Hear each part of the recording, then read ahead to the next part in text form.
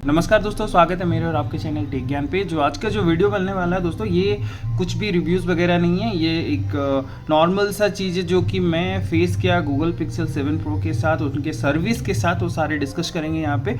तो आप अगर प्लान कर रहे हो गूगल पिक्सल का कोई भी फ़ोन परचेज़ करने के लिए और स्पेसिफिकली पिक्सल 7 प्रो परचेस करना चाहता हूँ, ये वीडियो मिस मत कीजिए, उनके साथ भी शेयर कर दीजिए। पहले ही बता देता हूँ, इसमें कुछ जेन्युइन इन्फॉर्मेशन मैं आपको बताऊँगा, ठीक है। उससे पहले ये कोई रिव्यूज़ नहीं है, तो जस्ट मैं आपको बता देता हूँ कि फ़ोन पे अडेप्टर नहीं आता है, तो आपको ये अलग से परचेस करना पड़ता है। तो इसका कॉस्ट है 2199 रुपीज़, जो लिखा हुआ है MRP। ये आपको 2000 अराउंड पड़ता है इंटरनेट पे, सॉरी फ्लिपकार्ट में।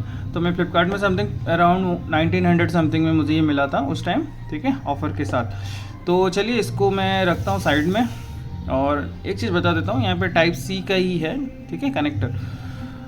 तो यहाँ पे आप देख सकते हो type C to type C connector है, ठीक है। और ये जो केबल है ये फ़ोन बॉक्स के साथ आता है। चलिए इसको भी साइड में रखते हैं। तो सिर्फ बता देता हूँ कि ये फ़ोन में ऐसा कुछ खास है नहीं दिखाने लायक, मतलब ये कवर के अंदर ये नॉर्मल से फ़ोन के ऊपर चढ़ा रहता है। और ये कुछ ज्ञान की बात है जो कि हम कभी पढ़ते नहीं हैं, अभी भी नहीं पढ़ेंगे। और कुछ यहाँ पे सिम इजेक्टर टूल वगैरह रहता है, दैट्स इट। और यहाँ पे केबल रहता है, ठीक है। और कुछ यहाँ पे दिखाने लायक कुछ है नहीं। ये आईफोन की जैसे रहता है ना कवर, उसके अंदर कुछ भी नहीं रहता उस टाइप का। तो चलिए इसको भी साइड में रखते हैं। तो अभी आते हैं मेन चीज़ में, अपना फोकस करते हैं। और ये भी कुछ नहीं है, ये इसका कवर है जो कि मुझे 500 का लोकल में पड़ा था। कोई मतलब नहीं है, आप सस्ता सा भी ले सकते हो, फालतू का इतना खर्चा मत करो इसके ऊपर। चलो, तो नेक्स्ट हम आते हैं अपने मोबाइल पे, ठीक है। अब मोबाइल पे अब क्या बोलूँ मैं इसको, अब इसके बारे में तो कहानी ही कहानी है। फिर भी अब स्टार्ट करते हैं कि ये भाई मोबाइल में जब परचेज़ किया मुझे बहुत इंटरेस्टिंग लगा था। गूगल पिक्सल 7 प्रो बहुत ज़्यादा रिव्यूज़ देखा मैं कि बहुत सब बोल रहे थे कि बहुत अच्छा है, तो उस हिसाब से मैं इसे परचेज़ कर लिया, ठीक है। तो ये परचेज़ करने के बाद ना कुछ एक्सपीरियंस किया, उसके बारे में तो मैं आपको आगे बताऊँगा। तो चलिए अभी मैं ना इसमें कुछ चीज़ें बता देता हूँ जो कि फीचर्स वगैरह तो आपको मालूम है क्या है क्या नहीं। जनरली इसमें 3 कैमरा है, ठीक है। और 3 कैमरा है, फ्लैश लाइट है, नॉर्मल जैसे फ़ोन रहता है, लेकिन यहाँ पे ये कुछ उठा हुआ रहता है, ठीक है। मैं आपको ट्राई करता हूँ दिखाने के लिए, देख सकते हो ये पोर्शन ना थोड़ा सा उठा रहता है यहाँ पे। कि सच बोलूँ तो मुझे बकवास लगता है, मुझे पसंद नहीं है ऐसे ये उठा हुआ। ये अगर नॉर्मल रहता तो अच्छा रहता है। इतना अगर आपको पसंद आ रहा है तो बेटर है, लेकिन मुझे पसंद नहीं आता, मैं बता दिया, ठीक है। चलो, तो ये मोबाइल चारों सब आप देख सकते हो, पूरा न्यू कंडीशन है, क्योंकि 3 महीना भी नहीं हुआ मोबाइल को परचेज़ किया। मैं आपको प्रॉमिस किया था कि मैं अनबॉक्सिंग वीडियो लाऊंगा, लेकिन मैं देखा इंटरनेट पे ऑलरेडी बहुत सारे वीडियोस हैं, तो कोई मतलब नहीं बनता है कि मैं आपके लिए अनबॉक्सिंग वीडियोस लाऊं, ठीक है। इसके बारे में बात करते हैं कि पहले दिक्कत मुझे क्या हुआ। दिन पहले मैं इस पर माइक का इशू फेस कर रहा था, ठीक है। मैं इसको ट्राई किया चेक करने के लिए इंटरनेट पे कि और कोई भी फेस कर रहा है, तो मैं देखा कि बहुत जन फेस कर रहे हैं, ठीक है। इसका माइक में इशू है। आप जो फ़ोन में बात करते हो ना, सामने वाले को सुनाई नहीं देता है, या मतलब सामने वाले को कॉल आए कॉल जाए, इससे फ़र्क नहीं है। अदर फ़ोन जो है वो मेरा वही नेटवर्क पे चलता है और वो सही चलता है, जैसे OnePlus हो गया, आईफोन हो गया। लेकिन ये फ़ोन में ये माइक का इशू आता है, ठीक है। मैं ये रिपोर्ट किया था गूगल पिक्सल को, तो उन्होंने मुझे कुछ फ़ोन रीसेट और नेटवर्क रीसेट और कुछ सॉफ्टवेयर अपडेट ये सब करने के लिए बोले थे। तो मैं उनके गाइडेंस पे वो सारा चीज़ किया, ठीक है। तो करने के बाद भी इशू रिजॉल्व नहीं हुआ। तो एक फ़नी बात ये है कि जब ये मुझे ये सारे चीज़ बता रहे थे कि भाई ऐसा ऐसा करो, ऐसा ऐसा करो, तो मैं फ़ोन अपडेट किया, सारा लेटेस्ट वर्जन पे ला दिया। उसके बाद ना ये फ़ोन एक दिन चला सही से, और ना नेक्स्ट डे मेरा मोबाइल ऐसे रखा हुआ था, तो सडनली ना मेरा एक अलार्म बजा, और उसके बाद ये मोबाइल का स्क्रीन ब्लैक हो गया, ठीक है। मैं उसके टाइम ध्यान नहीं दिया, और मैं उस टाइम करने चालू किया तो ये ब्लैक स्क्रीन था, कुछ भी नहीं आ रहा था। तो मैं उसको रिस्टार्ट करने के लिए ट्राई किया, सब कुछ ट्राई किया। रिस्टार्ट के मतलब मैं ये भी बता देता हूँ कि मैं इसका जो पावर बटन है इसको लॉन्ग प्रेस किया, उसका वॉल्यूम अप डाउन को एक साथ प्रेस किया, बहुत सारे चीज़ ट्राई कर लिए, ठीक है। सारे यूट्यूब में वीडियो देखा और उनसे भी बात किया कस्टमर केयर से, उनके हिसाब से सारा चीज़ किया। ये फ़ोन रिस्टार्ट हुआ ही नहीं, और स्टिल अभी भी ऑन कंडीशन में है। लेकिन ये देख सकते हो, ऑन करने ट्राई किया, ऑन नहीं हो रहा, ठीक है। मतलब ऑन है लेकिन ये इसका स्क्रीन नहीं आ रहा है, ठीक है। ब्लैक स्क्रीन आ रहा है, इवन टच भी नहीं काम करता है, फ़ोन आने से उठाने नहीं सकते हो, कुछ भी नहीं। तब ये सिनेरियो के चक्कर में मुझे तो बहुत ज़्यादा दिक्कत हुआ। तो अभी मैं पहला केस में आता हूँ कि क्या हुआ कि इसमें ई सिम था, मेरी सिम, ठीक है। प्राइमरी सिम अगर ई सिम जेन्युइनली बताता हूँ कि अगर आप प्राइमरी सिम करते हो ना, बड़ी दिक्कत में फंसने वाले हो। क्योंकि अगर आपके आसपास में आपका टेल्को पार्टनर का ऑफिस नहीं है, फॉर एग्जांपल जियो ऑफिस नहीं है ना, फंस जाओगे। अगर जियो यूज़ करो या एयरटेल यूज़ करो, एयरटेल ऑफिस पास में नहीं है ना, फंस जाओगे। रीज़न ये बोल रहा हूँ कि आप ई सिम में है, आप ई सिम को हार्ड सिम में कन्वर्ट करना पड़ेगा, उसके बाद ही वो सिम आप दूसरे मोबाइल पर डाल सकते हो। अब ई सिम का आप कुछ नहीं कर सकते हो, ठीक है। ये बहुत गंदा लगा मुझे। अभी ये फ़ोन ऐसा कंडीशन में मैं कुछ भी नहीं कर पा रहा हूँ। तो अभी आपको जियो ऑफिस जाओ, वहाँ पे उनको बोलो कि भाई सिम मुझे दो, तो वो जनरली जल्दी एक्टिवेट हो जाता है, 50 रुपये लेते हैं और कर देते हैं। लेकिन दिक्कत ये है कि आप अगर दूसरे स्टेट से हो ना, तो वहाँ पे कुछ ग्रीन सिम में ही वो कन्वर्ट होता है, ठीक है। अब वो आपको जानबूझ के बोलेंगे कि शॉर्टेज क्रिएट किए रहते हैं, बोलते हैं कि सिम अवेलेबल नहीं है, स्टॉक में नहीं है, टाइम लगेगा, ऐसा करके अगर आपको इमरजेंसी है आपको 250 रुपीज़ एक्स्ट्रा देना पड़ेगा, मैं दूसरा जगह से मंगवाऊँगा, ऐसे झूठ बोलेंगे आपको, ठीक है। मेरे साथ भी ऐसे हुआ था। तो ऐसे वो 300 रुपये जैसे आपको चार्ज कर लेंगे, जो कि 250 का आपको कोई भी बिल नहीं मिलने वाला है, ठीक है, ऐसा होने वाला है। तो अभी वहाँ पे तो वो सिनारियो हो गया कि आपका सिम प्रोवाइडर क्या करता है क्या नहीं। तो आप प्राइमरी सिम अगर रखते हो, OTP वगैरह आपका आता है, आपका प्राइमरी कॉल्स वगैरह जाता है, तो वो उसके लिए आप पूरी तरह से फंस जाओगे, पूरी तरह से फंस जाओगे। तो मैं आपको सजेस्ट करूँगा कि आप प्राइमरी सिम में कभी भी ई सिम मत बनाओ, ठीक है। तो आप ना जनरली क्या करो कि आपका सेकेंडरी सिम जो होता है ना, जो आप ज़्यादा यूज़ नहीं करते हो, उससे आप इसमें डाल दो और उसे यूज़ करो, और प्राइमरी सिम को सिम में ही रखो। मतलब सेकेंडरी सिम को ई सिम कन्वर्ट कर लो और प्राइमरी सिम को आप हार्ड सिम में रखो, कि कोई दिक्कत आता है ना, और एक फ़ोन पे वो डाल सकते हो और सारा चीज़ रिकवर कर सकते हो एटलीस्ट, ठीक है। होप मेरी बात आपको समझ आते रहेगा। तो नेक्स्ट अभी क्या हो गया कि ये तो भाई ये वाला गंदा सीन हुआ मेरे साथ। अब दूसरा सीन ये हुआ कि भाई ये जो ब्लैक स्क्रीन हुआ, तो इसके बाद ना मैं गूगल सपोर्ट को कॉल किया और मैं उनको बात किया। तो उससे पहले मैं उनसे बात करने के बाद वो एड्रेस लिया उनका सर्विस सेंटर का, और सर्विस सेंटर विज़िट किया, ठीक है। तो उनके पास जब मैं गया, तो वहाँ पे जाने के बाद ये फ़ोन जब दिखाया ना उनको, तो वो डायरेक्टली फ़ोन लेके मतलब मुझे समझ नहीं आया कि वहाँ पे दो चीज़ हुआ कि एक चीज़ वो फ़ोन लेके डायरेक्टली वो ब्लेम हमारे ऊपर डाल देते हैं कि भाई आप लोग ने मोबाइल गिराया है या कुछ ऐसा, ठीक है।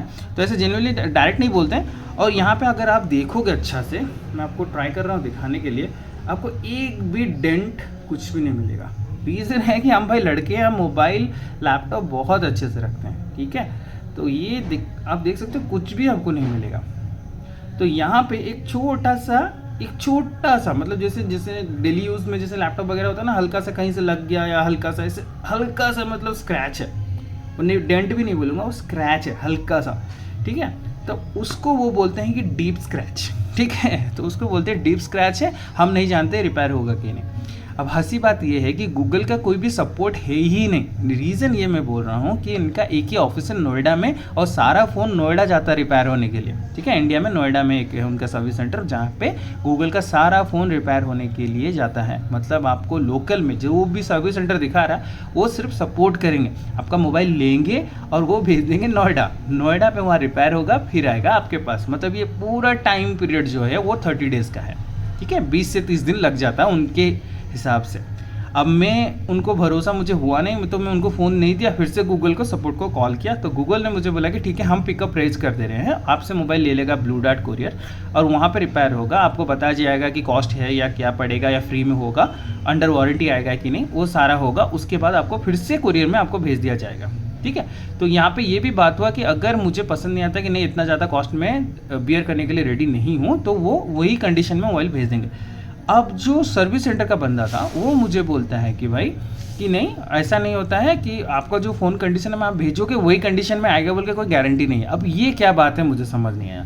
भाई मेरा फ़ोन नया फ़ोन है, मैं आपको भेज रहा हूँ कुरियर के थ्रू, वो आपके ऊपर जिम्मेदारी है, आप कैसे कुरियर जाएगा क्या नहीं। वो बोलते हैं कि भाई हमारा कोई मतलब नहीं वो कौन सा कंडीशन में आएगा। अब ये गंदा चीज़ गूगल जैसे ब्रांड से मुझे इतना एक्सपेक्ट भी नहीं था, ठीक है। आप भी समझ सकते हो कि किस टाइप का फीलिंग होगा। आप 65,000 रुपये खर्चा कर रहे हो एक मोबाइल के ऊपर, और 65,000 3 महीना में मोबाइल का ये हालत होता है, और आप बोलते हो कि मोबाइल का जिम्मेदारी हमारा नहीं है, अगर वो जाता है और कुछ स्क्रैच वगैरह डेंट होता है या कुछ हो के आता है वो हमारा जिम्मेदारी नहीं है, ठीक है। वो बोलते हैं कि ट्राई करेंगे कि वो सही वही कंडीशन में आएगा, लेकिन गारंटी नहीं है। अब भाई मुझे तो डर लगा इसके बारे में, ठीक है।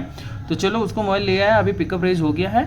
तो ब्लू डार्ट कोरियर तो अभी तक आया नहीं है, कुछ मेल भी नहीं आया मुझे। जैसे ही आता है तो मैं ये मोबाइल उनको भेज दूंगा, और एक वीडियो में मैं आपके लिए बना दूंगा कि मुझे क्या फेस हुआ, क्या बोले क्या नहीं, सब मैं बताऊंगा, ठीक है। फिलहाल ये 3 महीना हुआ तो अंडर वारंटी है। अब ये अगर डीप स्क्रैच बोल के फालतू के बहाना मारेंगे तो मैं और क्या बोल सकता हूँ। कोई फिजिकल डैमेज नहीं, कुछ नहीं, खाली सॉफ्टवेयर अपडेट उन लोगों ने बोला, मैं किया, 1 दिन के बाद वो फ़ोन ऐसे ब्लैंक हो गया। ठीक है, तब ये सॉफ्टवेयर अपडेट में इशू है या क्या वो नहीं समझ आ रहा है। तो मैं उनको ट्विटर में भी टैग किया था, तो देखा जाए क्या होता है क्या नहीं, मुझे भी नहीं मालूम अभी क्या होगा। तो नेक्स्ट बताता हूँ आपको क्या हुआ क्या नहीं। तो ये सिनेरियो था मेरा सर्विस सेंटर, और जो गूगल जैसे ब्रांड से मुझे ये एक्सेप्ट नहीं था कि इस टाइप के ये सर्विस कर देंगे। आप Oppo, Vivo, one plus, iPhone जो भी देख लो, आपको ना लोकल या आसपास में सर्विस सेंटर मिल जाता है, एटलीस्ट सपोर्ट है उनके पास। ठीक है, अब ये गंदा सीन ऐसा क्रिएट होगा बोल के मुझे नहीं मालूम था कि इस टाइप का होगा, तब हो तो गया, आप क्या भी कर सकते हैं।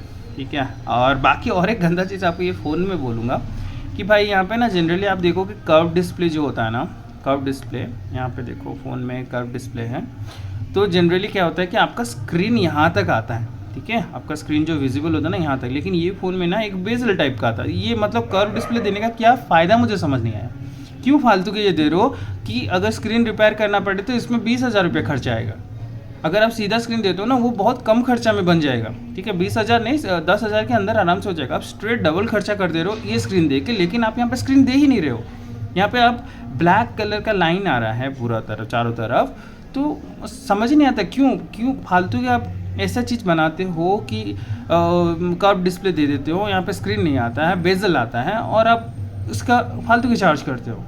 ठीक है, तो भाई आप मैं बोलूँगा गूगल पिक्सल इतना भी मतलब मार्केट में नहीं घुसा है कि इस टाइप का गेम खेले। ठीक है, अब मैं इंडिया में आप अगर हो तो सोच समझ के मोबाइल को परचेज़ करो। ठीक है, गूगल का कोई भी मोबाइल, अगर ऐसा टाइप का सर्विस है ना भाई, मैं आपको सजेस्ट नहीं करने वाला हूँ। ठीक है, तो आप अपने तरफ से देखो, और मैं बाकी अपना एक्सपीरियंस पूरा शेयर करूँगा आपके साथ, ये कैसे क्या करते हैं क्या नहीं। अभी के लिए मैं इनको कोई जज नहीं कर रहा हूँ। ठीक है, अभी मैं मोबाइल जाने के बाद में देखूंगा क्या नहीं क्या किया है क्या नहीं। और अभी के लिए ये वीडियो इसीलिए बनाया हो कि पूरा चारों तरफ से आप देख सकते हो, कोई भी डेंट वगैरह कुछ भी नहीं है, पूरा नया मोबाइल है। अभी मोबाइल में भेजूँगा और जो कंडीशन में आएगा उसका भी वीडियो बनाऊँगा। ठीक है, तो मालूम चलेगा कि इनका सर्विस कैसा है, ट्रांसपोर्ट क्या है क्या नहीं, और कौन से भरोसे से ये मोबाइल मांगते हैं उनके सर्विस सेंटर में नोएडा में, फिर भेजते हैं वहाँ से, मतलब ट्रांसपोर्ट करवाते हैं। अब बीच में अगर कुछ होता मोबाइल के साथ तो वो कौन जिम्मेदार होगा, ये कुछ भी इन्फॉर्मेशन नहीं है। ठीक है, तो अभी के लिए अंडर वारंटी है, तो पिकअप और ड्रॉप ये दोनों फ्री ही रहेगा, और बाकी देखते हैं क्या होता है। नेक्स्ट वीडियो में इसके बारे में बनाऊंगा। अगर कुछ भी होता है आप कमेंट में भी मुझे पूछ सकते हो, अगर आपका कुछ क्वेरी है तो मैं ज़रूर ट्राई करूँगा आंसर करने के लिए। चलिए मिलते हैं नेक्स्ट वीडियो में, थैंक यू।